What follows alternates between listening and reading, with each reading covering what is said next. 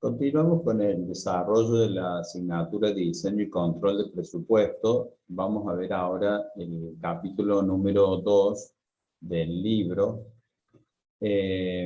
Vamos a compartir un PowerPoint para ver este capítulo.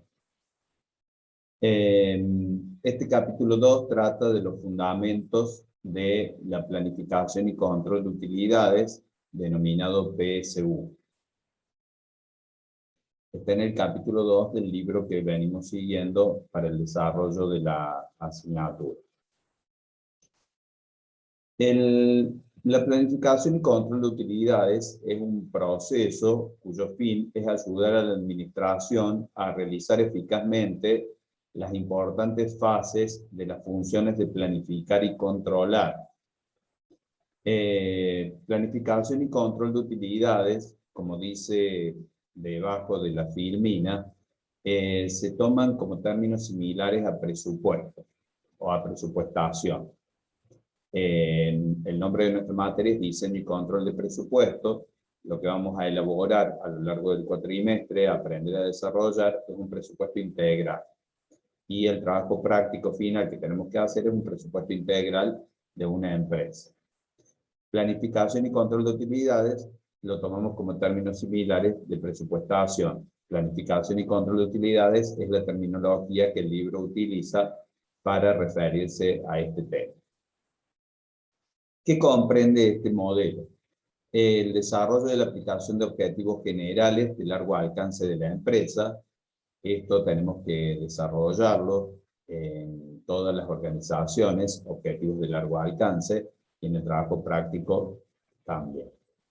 La especificación de las metas de la compañía. Vamos a tener objetivos y vamos a tener metas que queremos lograr. El desarrollo en términos generales de un plan estratégico de utilidades de largo alcance. Vamos a hablar también de un plan estratégico que es un plan de largo plazo. Aproximadamente vamos a tratar de que este plan sea de 5 años. La especificación de un plan táctico de utilidades de corto plazo, detallado por responsabilidades asignadas, divisiones, departamentos, proyectos. Si bien vamos a hablar de un plan estratégico de 5 años, también vamos a hablar de planes tácticos anuales, y en las organizaciones estos planes están divididos por divisiones, por departamentos, por proyectos, según el organigrama que tenga la empresa, según el organigrama que tenga la organización. Podemos armar planes por departamentos, por procesos, o también, como se coloca acá, por proyectos. Muchas veces podemos trabajar por un proyecto en particular dentro de la organización. Un proyecto que es de gran importancia, de gran envergadura, armamos un plan específico para este proyecto. Otras veces, que por lo general se realiza de esa forma, todos los años armamos el plan táctico en función del plan estratégico para toda la compañía. Pero si existiera un proyecto muy importante, podemos armar un plan específico para ese proyecto en particular. El punto 5, el establecimiento de un sistema de informes periódicos de desempeño detallado por responsabilidades asignadas. Esto es muy importante, que haya informes de desempeño periódicos. ¿Por qué? Porque periódicamente tenemos que ir evaluando la gestión de los administradores, la gestión de los distintos departamentos, la gestión de los distintos gerentes, y no esperar al final. Y este plan detallado de desempeño tiene que ser en función de las responsabilidades que se le asignaron a cada uno. Y el desarrollo de un proceso de seguimiento. ¿Qué conceptos fundamentales tenemos que tener en cuenta? Un proceso administrativo que comprende planificar, organizar, prever el personal, dirigir y controlar, que lo hablamos en el capítulo 1. Un compromiso de la alta administración de promover la eficaz participación en todos los niveles de la entidad. También lo dijimos en el capítulo 1, es fundamental que exista compromiso de la alta administración. Esto va a ayudar a que los planes se puedan llevar a cabo. Una estructura de organización que claramente especifique las asignaciones de la autoridad y la responsabilidad a todos los niveles de la organización. Esto también, que todos dentro de la organización tengan en claro cuáles son las responsabilidades, a quienes tienen que responder, cuáles son las limitaciones de las responsabilidades que cada uno tiene para poder cumplir con la tarea que se asigna. Un proceso de planificación por parte de la alta administración congruente con lo que comentamos en el capítulo 1, y un proceso de control administrativo también de acuerdo a lo que comentamos en el capítulo 1. Entonces, tiene que haber una planificación y un control, según como vimos en el proceso administrativo del capítulo 1. Y todo esto tiene que bajar desde la alta gerencia, desde la alta administración. Una continua y congruente coordinación de todas las funciones de la administración, esto es fundamental, que haya coordinación y que esta coordinación sea congruente con las políticas de la empresa. En forma continua, alimentación adelantada, retroalimentación, seguimiento y replanificación a través de canales de comunicación definidos, tanto en sentido descendente como ascendente. Esto también tiene que fluir siempre en forma continua, la retroalimentación, el seguimiento. Les invito a que en el libro vean respecto de la alimentación adelantada qué significa esto, la retroalimentación adelantada o alimentación adelantada respecto de hacer una retroalimentación, un seguimiento o replanificación.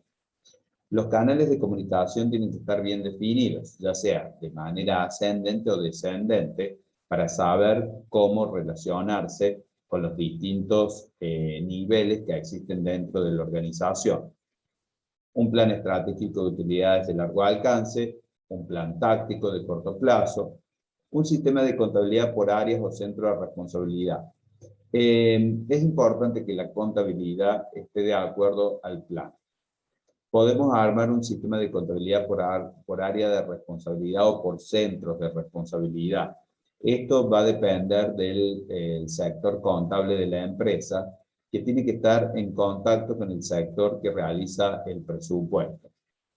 En pymes o en microempresas, por lo general, esto ocurre. ¿Por qué? Porque el contador o la contadora que realiza la contabilidad de la empresa también es por lo general quien realiza el presupuesto. Pero cuando se da en una gran empresa, donde tenemos muchos departamentos y estos departamentos se ocupan de distintos temas cada uno, tenemos un departamento de planificación que por lo general es diferente al departamento contable. Entonces acá tiene que haber un sistema de contabilidad que puede ser por áreas de responsabilidad, que es una de las cuestiones más beneficiosas o que se aconseja, y que la contabilidad esté de acuerdo al presupuesto, al área del presupuesto. Entonces, de esta manera, el sistema contable nos va a dar mucha información que nosotros necesitamos para el presupuesto. Armar un sistema contable que esté acorde al presupuesto es fundamental, porque de ahí vamos a tomar información que el sistema después nos va a dar. Entonces, en empresas grandes, donde están separados los departamentos, y contabilidad está por un lado, presupuesto está por el otro, costos posiblemente en otro departamento, control de calidad por otro departamento, donde tenemos distintas áreas, distintos departamentos, tiene que haber congruencia, tiene que haber coordinación entre la contabilidad y el presupuesto. Un uso continuo del principio de excepción, vamos a decir qué significa el principio de excepción, y un programa de administración del comportamiento, de cómo se van desarrollando las cosas, de las motivaciones que se hacen al personal, del comportamiento que cada uno tiene respecto del logro de los objetivos de la empresa. Tres tipos de proyecciones podemos tener, o al menos la que menciona este autor. Una proyección de referencia, que sería un caso estático, la cual implica un intento por especificar cuál sería el futuro estado de la entidad si no se hiciera nada. Es decir, si no hubiera una intervención planificada por parte de la alta administración. Hablar de un presupuesto estático o de una proyección estática de referencia sin que se hiciera nada es como contemplar la situación actual. Es como si nosotros tomáramos la situación actual que estamos viviendo dentro de la organización y eso mismo lo replicamos para el futuro. No hacemos nada al respecto, es una situación, es una de las proyecciones que puede existir. ¿Qué ventaja tiene esto? Que podemos comparar después esto de no haber hecho nada con haber hecho algo. O con haber presupuestado distintos escenarios. El segundo es una proyección anhelada. le llama así el autor. Proyección anhelada le llama al caso que sea más optimista. Acá es como si se dijeran en términos simples esperanzas y sueños en cuanto al estado futuro de la entidad. Es decir, cumplir todas las aspiraciones que se tienen. Este altamente optimista muchas veces no, o en ciertas oportunidades no se puede lograr. Por lo tanto, tenemos que tener un escenario que sea más real y más concreto. Pero podemos tener en mente esta situación altamente optimista. ¿Por qué? Porque es una situación a la que podemos aspirar en algún momento dentro de la organización. No perder de vista que tenemos esta posibilidad para poder tratar de llegar a este estado altamente optimista en algún momento. Una proyección planificada, que es el caso más probable, que supone la especificación de qué tan cerca puede lograr la entidad de manera realista una proyección anhelada.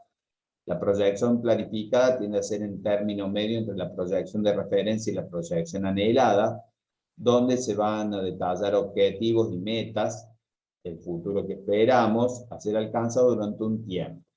Esta es una proyección más realista en función de lo que pensamos podemos llegar a lograr. Vamos a aprender cómo hacer estas proyecciones realistas con los distintos presupuestos que componen el presupuesto integral. Relaciones de la planificación de objetivos, metas y planes de utilidades. Los objetivos de la entidad, por lo general, los vamos a plantear generales y de largo plazo. Estos objetivos pueden ser objetivos económicos, objetivos con los clientes, objetivos que tengan que ver con los dueños, cuestiones sociales, con los empleados, con producciones, distintos tipos de objetivos de largo alcance. Luego vamos a tener metas de la entidad. Por ejemplo, si tenemos que ver respecto de líneas de productos, participación en el mercado, rentabilidad, tasa de crecimiento, rendimiento sobre la inversión, vamos a ponerle metas a esos objetivos que queremos cumplir. Si tenemos un objetivo económico, por ejemplo, la meta puede ser un rendimiento sobre la inversión, o una tasa de crecimiento, o una tasa de rentabilidad que queramos manejar. Por ejemplo, con los clientes, podemos tener como meta una determinada participación en el mercado, ganar nuevos clientes, generar una participación mayor en el mercado en determinadas zonas donde todavía no estamos participando. Y después tenemos el plan de utilidades, donde ahí vamos a hacer el plan estratégico de largo plazo, que se van a determinar responsabilidades, por supuesto también, y va a ser cuantificado. Esto quiere decir que no solamente vamos a hablar de metas o objetivos en términos conceptuales, sino en términos monetarios, de pesos. Y un plan táctico de corto plazo, también detallado por todos los niveles de la organización. Las dimensiones de la PSU. Tenemos que hacer planificaciones periódicas, estratégicas de largo plazo y tácticas de corto plazo. Planificaciones periódicas, ¿por qué? Porque en la medida que vamos planificando y vamos controlando, vamos haciendo una retroalimentación y de ahí vienen estas planificaciones periódicas que realizamos. Mes a mes controlamos cómo se va dando el presupuesto que teníamos táctico del año. Y por lo tanto, estas planificaciones periódicas responden a esos resultados de los controles que realizamos mensualmente de estos presupuestos que hemos realizado para el año. En nuestro trabajo, acá hablando específicamente del trabajo práctico que deben realizar, vamos a realizar un plan estratégico a 5 años. Entonces, tienen que pensar un plan estratégico a 5 años en donde van a plantear objetivos de la entidad, metas de la entidad. Ya lo vamos a ver más detalladamente cómo lo van a hacer en el capítulo siguiente para que tengan una guía de cómo realizar el trabajo práctico final. Y van a hacer un plan táctico a 12 meses, es decir, un plan estratégico a 5 años y el plan táctico por 12 meses, mes a mes. Los próximos 4 años van a ser proyecciones anuales. Entonces, planteamos un plan estratégico a 5 años y un plan táctico a 12 meses. Por supuesto que este plan táctico, este presupuesto táctico de 12 meses que se hace mes a mes, tiene que ser congruente con el plan estratégico de 5 años.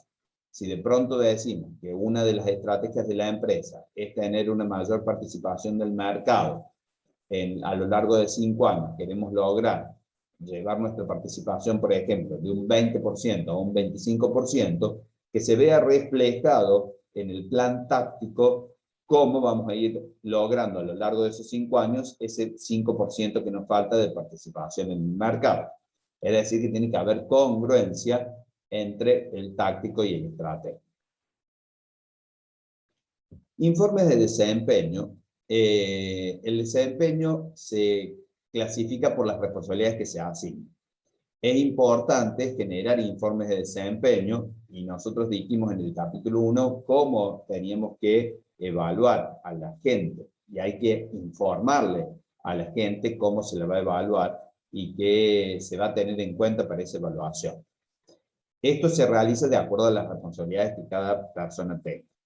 Se designan los conceptos que son controlables y los que no. Por supuesto que en todas situaciones existen conceptos controlables y otros que no lo son, porque esto es muy importante para definir quiénes son los responsables de los desvíos.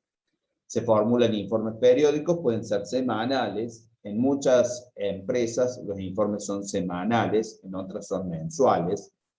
Y el objetivo es ir mejorando lo planificado con lo real, para que no se cometan los mismos errores o no se siga sin lograr los objetivos, las metas que se propusieron en el presupuesto.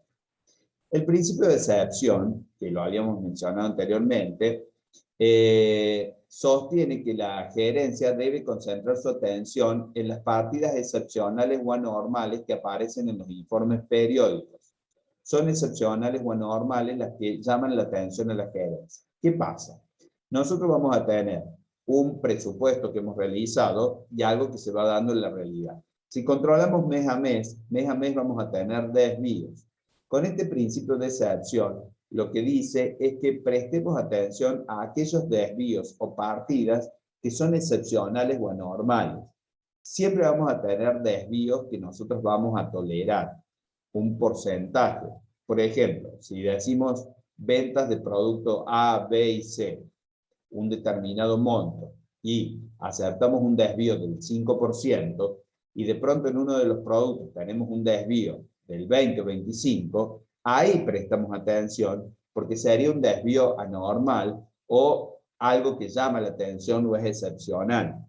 O de pronto un incremento de un costo que no lo habíamos estimado de esa forma, entonces prestamos atención ahí. Entonces este principio de excepción nos lleva a que controlemos estas partidas que son anormales o excepcionales. ¿Por qué? Porque también esto ayuda a que nos concentremos en los puntos que son más importantes del control y no estar posiblemente destinando tiempo a puntos que no lo sean tanto. Tipos de presupuestos, tenemos presupuestos formales e informales.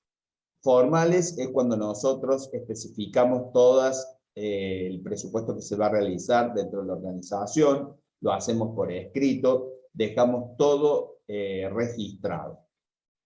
Esto se da en las grandes empresas.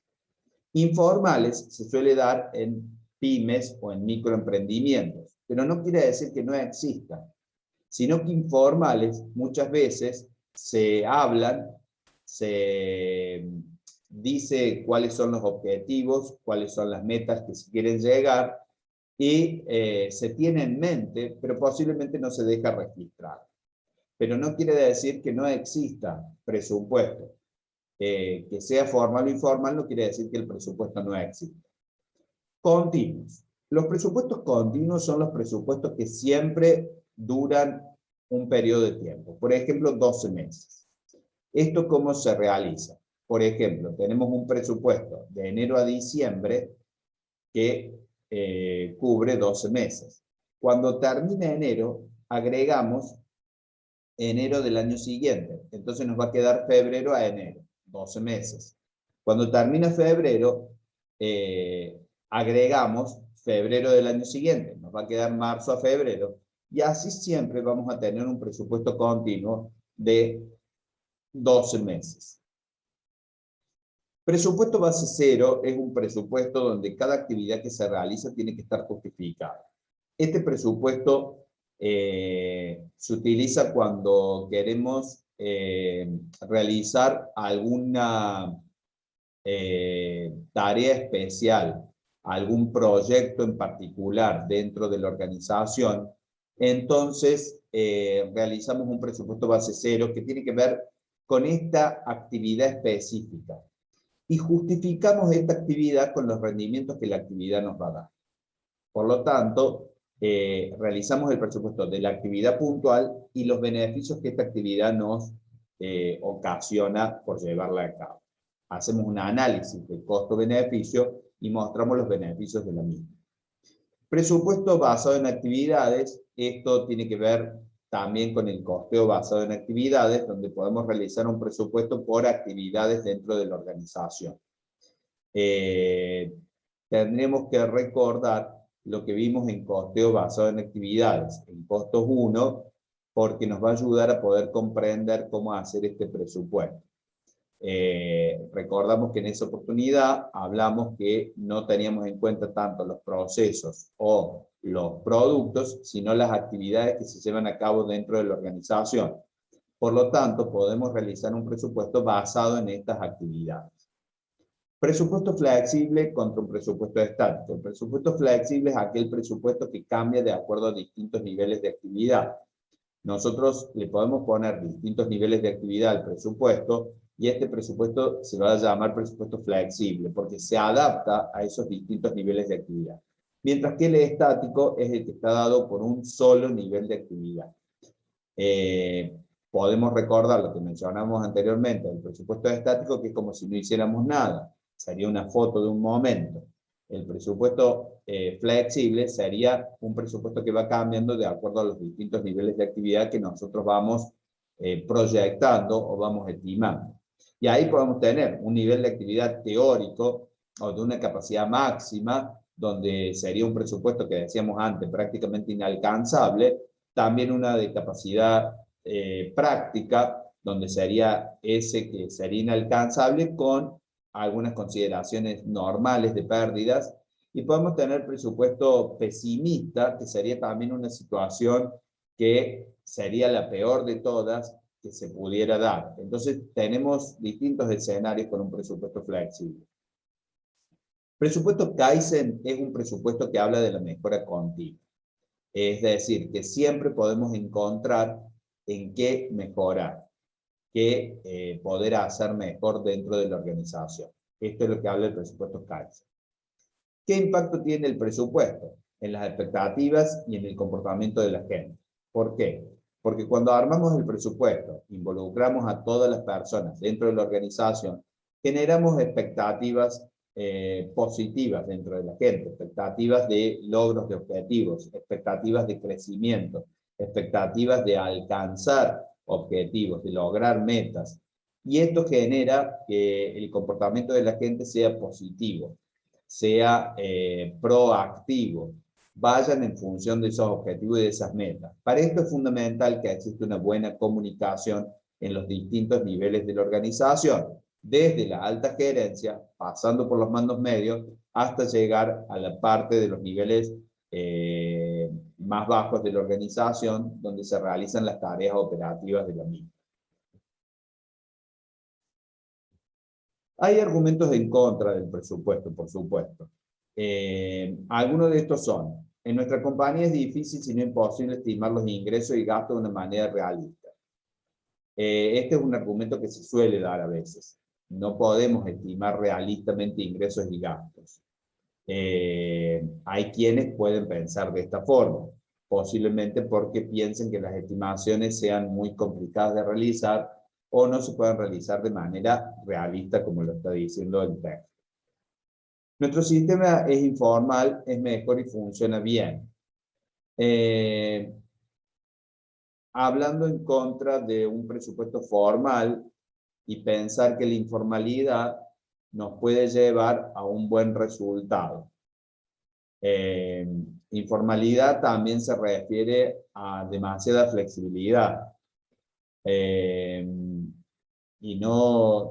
que no desean algo tan estricto.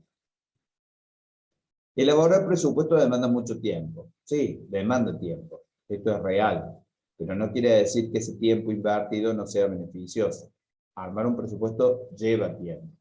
Involucra a todos los departamentos de la organización. No es una tarea que se realiza de un día para el otro. Lleva tiempo elaborarlo, lo que no significa que no sea beneficioso. Resta flexibilidad. En este caso, dijimos que los presupuestos debían tener cierta flexibilidad ante cambios que pudieran ocurrir y que no sean controlables por la organización. Resta flexibilidad en parte, sí, porque hay que sujetarse a un determinado presupuesto, a una determinada línea de acción, a un determinado comportamiento dentro de la organización para lograr los objetivos y las metas. Pero no quiere decir que sea algo estricto. Si bien es cierto, tenemos que tratar de lograrlo, pero también teniendo en cuenta la flexibilidad que es necesaria ante las proyecciones y las estimaciones. Crea problemas de comportamiento. Este no es un argumento del todo válido. Puede crear problemas de comportamiento si de pronto alguien dentro de la organización no está de acuerdo con lo que se presupuestó. Pero si todos estamos de acuerdo con el presupuesto, al contrario, el comportamiento es proactivo para el logro del mismo. Añade complejidad innecesaria. Complejidad en cierto punto, porque complejidad se puede dar al principio. Cuando todavía no se ha establecido un presupuesto dentro de la empresa, puede que sea complejo hacer el primero. Pero una vez que se tiene la gimnasia de realizar presupuestos todos los años, de trabajar con proyecciones, esta complejidad desaparece o tiende a desaparecer. La gente, tanto de la alta gerencia como los demás empleados, no les gusta realizar presupuestos. Esto puede ser cierto, pero es un argumento que puede ser rebatido, porque por más que no nos guste hacer algo, si es beneficioso que lo hagamos, lo debemos hacer. Y yo agregué, que no está en el texto, el tema de la inflación acá en Argentina, que hay gente que argumenta en contra de realizar un presupuesto por los altos niveles de inflación que Argentina tiene. Entonces dice que es difícil realizar unas estimaciones realistas. Tendría que ver en parte con el punto número 1. Que existe inflación no quiere decir que no podamos hacer un presupuesto. La inflación existe, es una variable que tenemos que considerar, pero esto no implica que no podamos presupuestar porque existe inflación. Vamos a ver cómo hacemos con los índices de inflación para incorporarlos dentro del presupuesto. Argumentos a favor. Ustedes en el libro van a encontrar más argumentos en contra y más argumentos a favor. Yo he colocado algunos acá de los que me parecían más importantes para tratar. Obliga a considerar oportunamente las políticas básicas. Esto es fundamental. Con tiempo estamos hablando de políticas dentro de la empresa. Exige una estructura de organización adecuada y sana. Adecuada para llevar a cabo los objetivos. Sana en cuanto a que existe comunicación, existe relación, existe coordinación, existe congruencia entre los distintos departamentos. Eso es una estructura sana, donde todos dentro de la organización van en pos del logro de los objetivos. Impulsa a todos los miembros de la organización a participar de los planes. Esto es fundamental, lo dijimos en el capítulo 1. Todos tienen que participar porque de esa manera van a estar sintiendo la responsabilidad de lograr los objetivos. Se colocan metas de desempeño, que es algo que motiva a la gente a querer lograr. Y colocar esas metas de desempeño genera motivación. Exige la disponibilidad de datos. Esto es importante también y tiene que ver con el sistema contable que hablábamos anteriormente. que tengamos información y datos necesarios. Entonces, esto es fundamental y es sumamente beneficioso para la empresa tener datos e información. Y si el presupuesto nos lleva a que esto tenga que existir, es algo beneficioso o a favor del mismo. Impulsa a la administración a lograr eficiencia de costos. Esto también es muy importante. Cuando realizamos un presupuesto, analizamos todo, ingresos y costos, y lleva a que tratemos de ser eficientes en el uso de los costos. Tiende a eliminar la incertidumbre, por supuesto. Tratamos de disminuir la incertidumbre y esto lleva a que podamos caminar por un camino más seguro o transitable desde un punto de vista más confiable también. Promueve la comprensión entre los miembros de la organización. Hemos hecho referencia a esto, a la comunicación, al incorporarse, al meterse en el desarrollo del presupuesto. Entonces ayuda a que exista comprensión entre los miembros. Prestar atención al negocio de manera global. Muchas veces hay empleados, empleadas dentro de las organizaciones que no tienen una visión global del negocio. Desarrollan su actividad sin tener conocimiento de la totalidad de los objetivos o de las metas de la organización. Cuando prestamos atención al negocio de manera global, lleva a que tengamos una visión más amplia, más firme respecto de dónde va la empresa. Y esto es un argumento muy a favor del presupuesto. Que todos quienes trabajan dentro de la organización conozcan esto es muy importante. Porque tener la visión de a dónde se va ayuda a poder llegar a ese objetivo.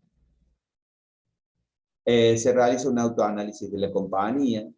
Esto es importante, hacer el autoanálisis para ver con qué recursos humanos contamos, con qué recursos que no son humanos también contamos, tecnológicos, financieros, para poder llevar a cabo las acciones. Y el hacer el autoanálisis ayuda a cambiar a veces comportamientos o determinadas acciones, conductas y también recursos para lograr objetivos. Ayuda a conseguir crédito bancario. Esto también es una ventaja que trae el presupuesto. Si necesitamos obtener crédito para el logro de determinados planes o metas que tenemos, el tener un buen presupuesto armado ayuda a que los bancos vean a la empresa como una entidad que sabe a dónde va y sabe qué es lo que quiere lograr y cómo lo va a lograr. Y esto ayuda a obtener crédito del sistema bancario. También se generan acciones correctivas que premian el desempeño, lo hablamos con anterioridad, los distintos informes de desempeño, las metas de desempeño, ayuda a que haya acciones correctivas y que también premiemos a quienes logran estos objetivos. Bien, muchas gracias. Hemos terminado acá con el capítulo número 2 del libro, que es la continuación del tema que estábamos viendo. En clase siguiente vamos a ver el capítulo número 3, donde ahí específicamente vamos a ver cómo es el trabajo final que tenemos que hacer, cuáles son las distintas etapas de ese trabajo final para que lo puedan ir realizando. Pero desde ya tenemos que ir pensando objetivos generales, metas de la empresa, pensar en un plan estratégico de largo plazo, 5 años, y ver cómo lo vamos a ir logrando al cabo de esos años con un plan táctico anual. Bueno, muchas gracias. Nos vemos en el próximo video para desarrollar el capítulo que continúa, que es el capítulo número 3.